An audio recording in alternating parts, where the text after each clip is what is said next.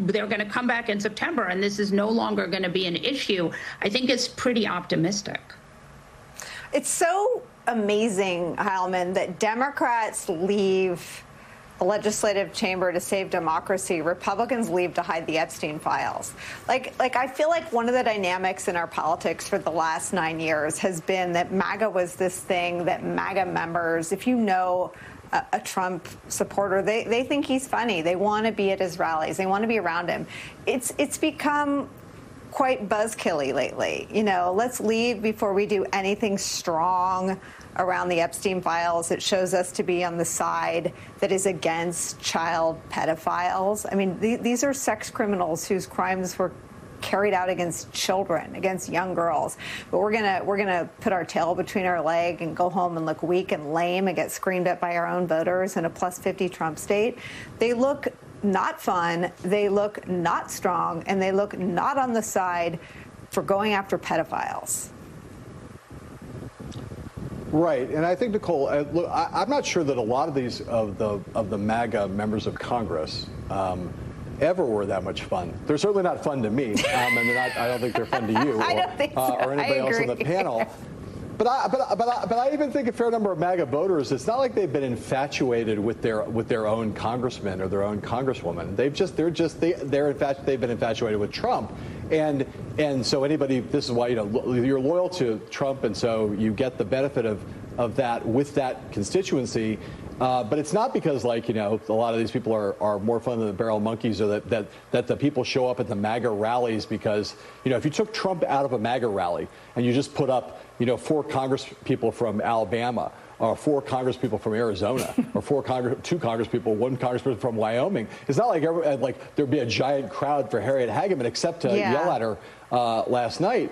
I think the thing that's the reality is that the real question, I agree with everything Molly just said. I don't think this is going to go away, this issue, the Epstein issue.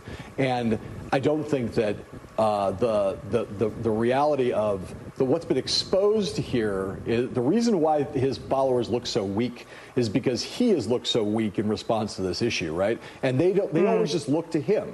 They look to him as a weather vane. Oh, Trump's giving us the line we're supposed to follow. We'll just follow that line. We'll be okay with our voters. We don't have to be particularly charismatic. We don't have to be particularly intelligent. We don't have to have a particular backbone. But if we do what Trump is doing and say what Trump is saying, we'll be safe. And you looked at the way Trump reacted to the Epstein files, to the Epstein scandal, and he was himself looked weak, looked indecisive, changed his story constantly, didn't do the forthright thing, didn't make good on the promises. He gave them no clear direction.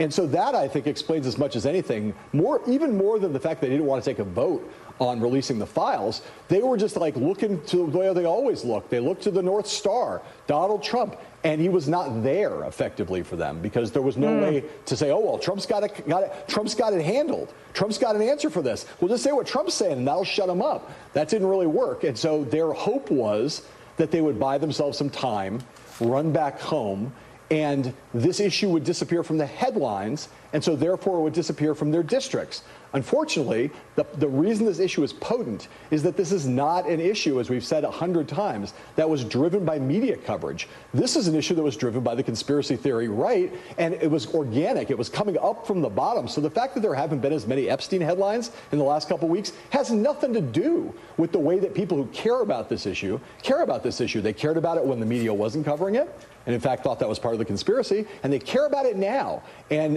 that's what a lot of these Republicans are hearing when they got back home, which is, oh, God, this isn't a safe harbor, and we still don't have an answer from Donald Trump. What are we going to do? Where are we going to go? Try somewhere offshore, guys. Maybe in the Bahamas, but not anywhere in any MAGA districts in America right now. I think that the importance of this story, Tim, is that any way you try to spin it, you cannot get away from the fact that girls were sexually abused by Jeffrey Epstein and Ghislaine Maxwell.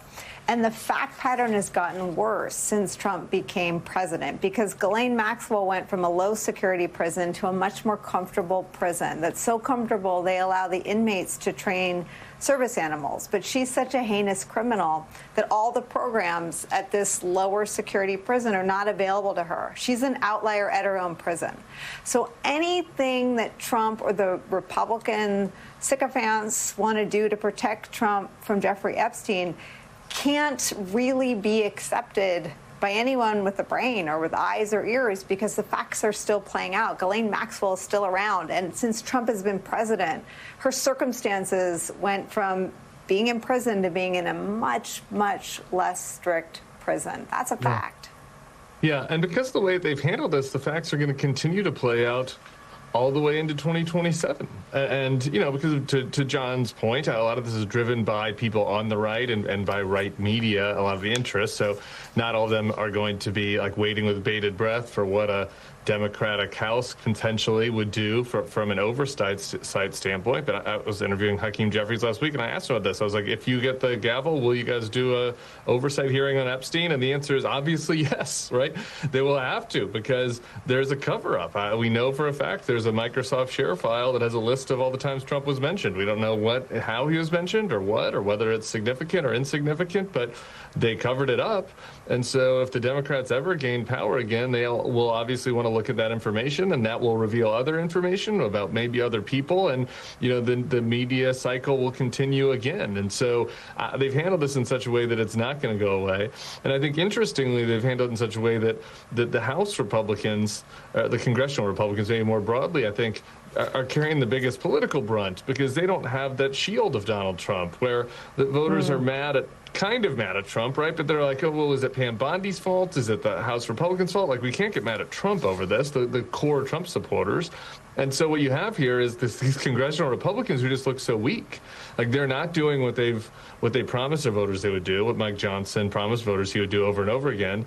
And they're running away at this time where you see Trump kind of out there, you know, he's at least doing stuff. He's doing the Putin summit. He's doing various other, you know, things where he's at least staying visible, because he's Donald Trump, and he won't ever go away, even for a second. And so, you know, to vote, I've seen this in MAGA media outlet. They're like, where is Congress? Like, Congress has been gone hiding because of this Epstein story for weeks now. They're doing nothing. They're not advancing any of our interests, and they're, you know, not giving us this Epstein information. So Trump has really put them in a pickle in particular, I think. Tim, you and Molly stick around. John Heilman, thank you for starting us off today. We will see you soon, my friend. Coming up next for us, Donald Trump chooses to believe Vladimir Putin again over many of those who served him in his first term as president. This time it's about mail-in